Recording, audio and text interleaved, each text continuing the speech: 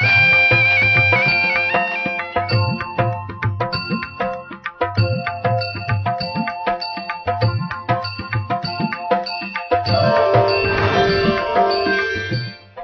मैं हूं नवजोधा और आप देख रहे हैं धर्म। और आज धर्म में बात करेंगे भगवान के उस दरबार की जहां होती है भक्तों की परीक्षा।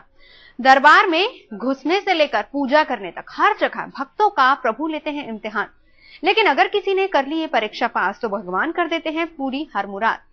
कहां है भगवान का वो दरबार, लिए चलते हैं आपको।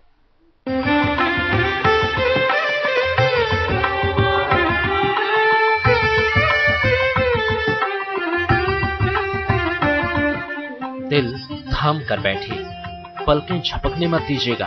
अपने यकीन को और मजबूत कर लीजिए, क्योंकि आपकी आंखों के सामने आने वाली है वो तस्वीरें जिन्हें देखने के बाद भी शायद आप अपनी आंखों पर विश्वास न कर पाएं। आपकी आंखों के सामने घटेगी वो घटना जो भगवान पर भक्तों के यकीन को और अधिक अमिट कर जाएगी, नास्तिक को भी आस्तिक बना देगी। पुणे का अद्भुत मंदिर, सिर्फ 9 इंच का है दरवाजा। इस छोटे से दरवाजे को देखिए, ये द्वार है योगीराज कानिफनाथ मंदिर का और यहीं देनी होती है भक्तों को अग्नि परीक्षा। ये दरवाजा सिर्फ 9 इंच चौड़ा है और जो भक्त इस दरवाजे से होकर गुजर गया उसे ही नसीब हो पाता है कानिफनाथ के दर्शन का सौभाग्य। पुणे के कानिफनाथ मंदिर में योगीराज की पूजा की शर्त ही यही है। मुख्य मंदिर में है एक छोटा सा खिड़की नुमा सुराख जो ले जाता है योगीराज तक। भक्त पहले लेटकर अपना सिर अंदर डालते हैं और फिर 3 फीट खुद को घसीटकर मंदिर के अंदर प्रवेश करते हैं। अंदर जाकर दिखता है एक अद्भुत नजारा। अंदर लंबा चौड़ा मंदिर है जिसमें एक साथ कई लोग खड़े हो सकते हैं। ये मंदिर ऐसा बहुत साल पुराना है, जबकि यहाँ कुछ भी नहीं था। जब से यहाँ महाराज आकर बैठे थे समाधि लेकर, और जब उन्होंने ऐसा कहा था कि जो भी मेरे भक्त यहाँ श्रद्धा से आएगा उनकी मन की कामना पूरी हो जाएगी। कहते हैं भक्त चाहे कितना ही अस्वस्थ क्यों ना हो, अगर उसके मन में श्रद्धा है तो वो इस 9 फीट के दरवाजे से प्रवेश कर ही लेता है। विशेष बात ये है कि इस दरवाजे के जरिए सिर्फ पुरुषों को ही प्रवेश करने की इजाजत दी जाती है।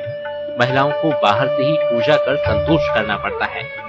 अभी महिलाएं को जाने के लिए मना है। अभी ये जो कानिफनाथ जी तो वो वैरागी थे, उसे स्त्री से कोई लेना देना नहीं था और उसकी वजह से यहाँ पे स्त्रियों को जाना अंदर मना है। वैसे तो बाबा के अनोखे दरबार में हर दिन भक्तों का तांता लगा रहता है, लेकिन गुरुवार और पूर्णिमा को बड़ी संख्या में भक्त आते हैं और बाबा के दर्शन करते हैं। यहाँ चादर चढ़ाने का रिवाज है। कहते हैं ऐसा करने से बाबा जल्दी प्रसन्न हो जाते हैं और भक्तों की कामनाएं पूरी कर देते हैं। जिन भक्तों को बाबा के मुख्य मंदिर में जाने का सौभाग्य मिल जाता है उनकी तो कोई इच्छा बाकी ही नहीं रहती। 9 इंच के दरवाजे वाला यह मंदिर 900 साल पुराना है। इस झरोके वाले छोटे से दरवाजे से मंदिर में प्रवेश करने के लिए भक्तों को पूरी विनम्रता से लेटकर बिना डरे अंदर जाना होता है। पंकज खिलकर, पुणे, आज तक। बाबा कानिफनाथ का मंदिर जहां हर दिन होता है चमत्कार, लेकिन पुणे के भीड़भाड़ वाले इस इलाके से दूर पहाड़ियों में क्यों बसा है ये मंदिर? इसकी भी एक बड़ी दिलचस्प कहानी है। सुनना चाहेंगे आप? चलिए हमारे साथ।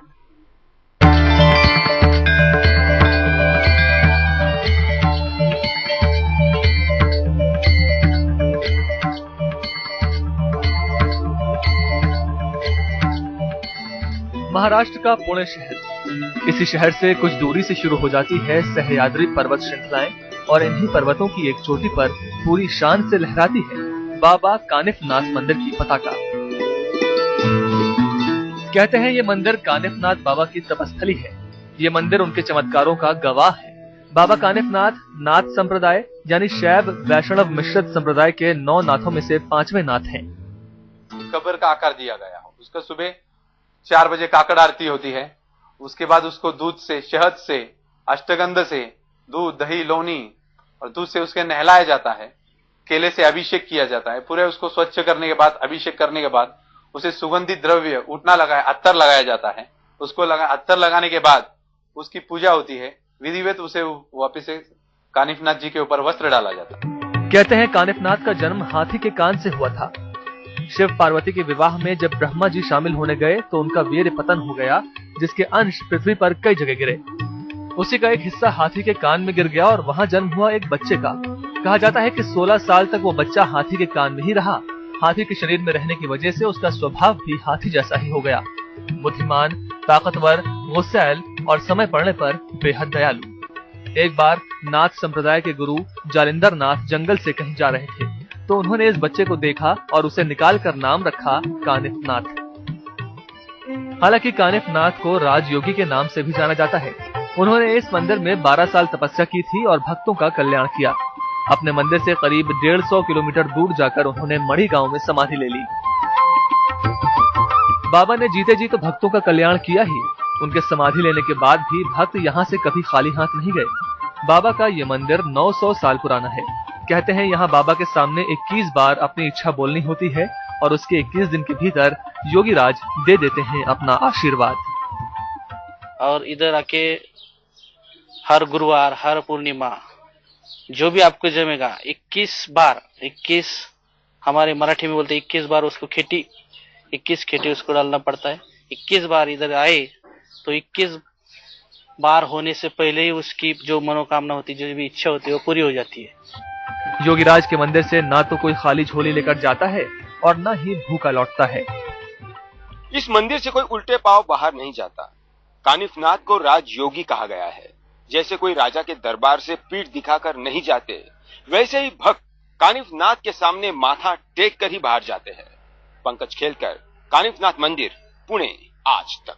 पीसा की झुकी हुई मीनार के बारे में तो आपने सुना होगा, लेकिन क्या आप जानते हैं कि पीसा की तर्ज पर ही उड़ीसा में एक ऐसा मंदिर है जो झुका हुआ है। यहां तक कि मंदिर की 4 दीवारी से लेकर दरवाजे और मूर्तियां तक सब झुकी हुई हैं।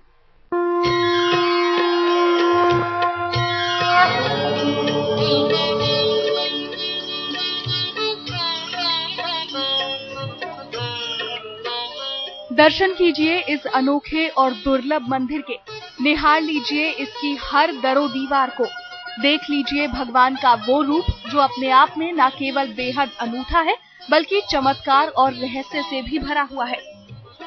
इस अनोखे शिव मंदिर में रहस्य की इतनी परतें हैं कि इन्हें आज तक कोई सुलझा नहीं पाया है। शिवाय ओम नमः शिवाय। रहस्य और चमत्कार की कहानी जानने के लिए आपको इस मंदिर को ध्यान से देखना होगा। एक नजर इस शिवलिंग पर विराजने वाले नागदेव पर डालिए। कुछ समझ आया? अगर नहीं तो एक बार फिर देखिए ये तस्वीर। यहाँ नागदेव सीधे नहीं बैठे बल्कि थोड़ा सा झुके हुए हैं। खास बात ये कि नागदेव जिस शिवलिंग पर विराजमान है वो भी न केवल झुका हुआ है बल्कि जमीन के नीचे दबा भी हुआ है।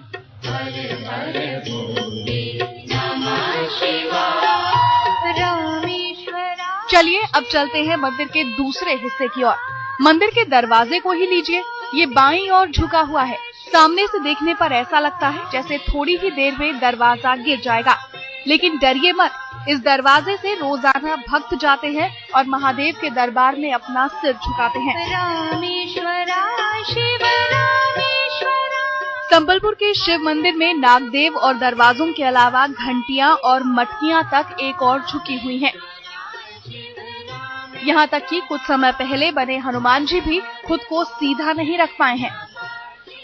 मंदिर तो पहले से है, ये किसी को आज तक मालूम नहीं। जब भी आए हैं टेस्ट करके गए हैं, ये क्यों टेढ़ा हुआ, कैसे हुआ, ये किसी को आज तक पता नहीं। और जब भी एंटर कैंपस में जो बनवाओगे वो भी टेढ़ा हो जाता है अभी भी। उड़ीसा के संबलपुर से करीब 30 किलोमीटर दूर महानदी के किनारे बना हुआ है ये मंदिर और इस परिसर में मौजूद 3 और मंदिरों का भी कुछ यही हाल है। चाहे मंदिर की 4 दीवारी हो या गरुड़ स्तंभ, सभी झुके हुए हैं। कहते हैं ये मंदिर 11वीं सदी का है और तब से इसी हालत में है।